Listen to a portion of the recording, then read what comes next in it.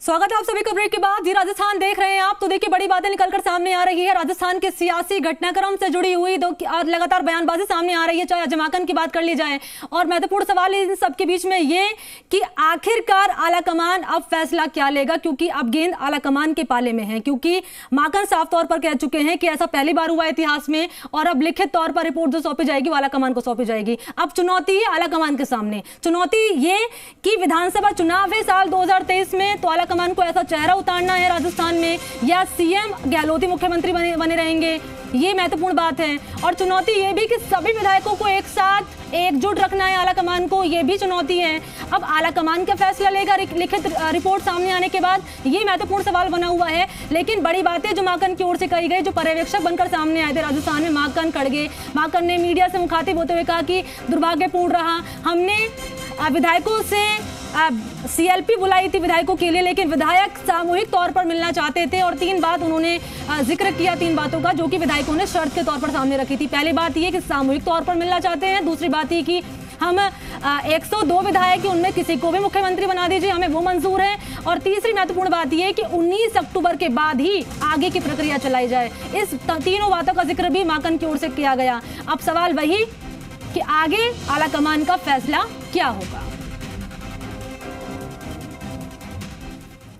तो सैनिक कल्याण राज्य मंत्री राजेंद्र गुढ़ा ने विधायकों की बगावत पर सवाल उठाए। गुढ़ा ने कहा कि गांधी परिवार की वजह से ये विधायक बने हैं, आज उन्हीं को आंखें दिखा रहे हैं। गुढ़ा ने नगरीय आवास मंत्री धारीवाल और जलदाय मंत्री महेश जोशी पर भी आरोप लगाए कि कांग्रेस का टिकट नहीं तो ये लोग सरपंच का चुनाव भी जीत नहीं सकते। सुनिए। पूरी जिंदगी कांग्रेस के नाम पर जो अनुशासन की दुहाई देने वाले लोग, जो संसदीय कार्य मंत्री हैं, जो हमारे मुख्य सचेतक है, जो एक बार हमें सीएमआर के अंदर मुख्यमंत्री आवास में बुलाते हैं, फिर दूसरे लोगों की दूसरी जगह एक प्रकार से उनकी दूसरी जगह मीटिंग बुलाते हैं, ये घोर अनुशासनहीनता है, घोर अनुशासनहीनता। कांग्रेस का टिकट नहीं होता इनके पास तो ये कोई एमएलए तो क्या, मंत्री क्या, ये गांव के सरपंच नहीं बन सकते। तो बीजेपी का भी रिएक्शन सामने आया है सियासी घटनाक्रम पर। पूनिया ने कहा है साफ तौर पर इस मामले पर कि कांग्रेस में चल रहे घमासान से ये जाहिर होता है कि आलाकमान कमजोर तो हो गया, तो पार्टी का सीएम चुनना मुश्किल हो जाता है, जो कि आज राजस्थान में हालात देखने को मिल रहे हैं।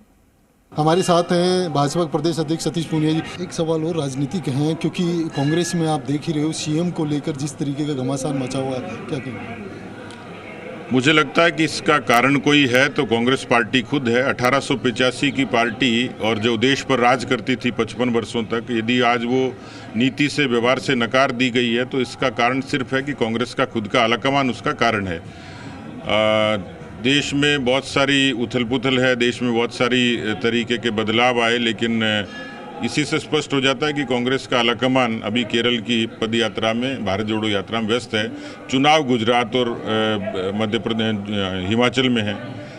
राजस्थान में आलाकमान की कमजोरी के कारण राजस्थान की सरकार को बाड़े में बंद रहना पड़ा, अलग अलग मुख्यमंत्रियों के नारे लगे और आज तक उसी अंतर्द्वंद से कांग्रेस जूझ रही है। पायलट और जो गहलोत का चल रहा है जिस तरीके से सीएम को लेकर के, क्या कहेंगे? देखिए, नेतृत्व का अंतर्द्वंद तो 2018 से ही है, जब राजभवन में शपथ हुई थी, और उसके बाद न तो आलाकमान ने न खुद कांग्रेस पार्टी के नेताओं ने इस पर किसी तरीके की कोई निर्णय लेने की कोई स्थिति उनकी बनी, और आज यही कारण है कि वो अंतर्द्वंद बरकरार है। लेकिन हमें तकलीफ है कि 4 साल के इस तरीके के झगड़े के कारण राजस्थान के शासन पर उसका असर हुआ, न तो विकास हुआ, न किसी तरीके से राजस्थान को तरक्की का रास्ता दिखा। और इस लिहाज से कहने को तो वो घर का झगड़ा कहेंगे, लेकिन उनके घर के झगड़े के कारण राजस्थान की गवर्नेंस कमजोर हुई। तो कह सकते हैं कि जिस तरीके से भाजपा प्रदेश अध्यक्ष सतीश पूनिया ने कहा है कि माता के यहाँ उन्होंने कामना की है कि प्रदेश में खुशहाली रहे, शांति बनी रहे। कैमरा पर्सन देव के साथ दामोदर प्रसाद, जी मीडिया, जयपुर। तो राजस्थान में सियासी घटनाक्रम जारी है, पल पल की अपडेट आप तक पहुंचाते रहेंगे। फिलहाल इसी के साथ बुलेटिन में इतना ही। देश और दुनिया की तमाम बड़ी खबरों के लिए आप देखते रहिए जी राजस्थान। नमस्कार।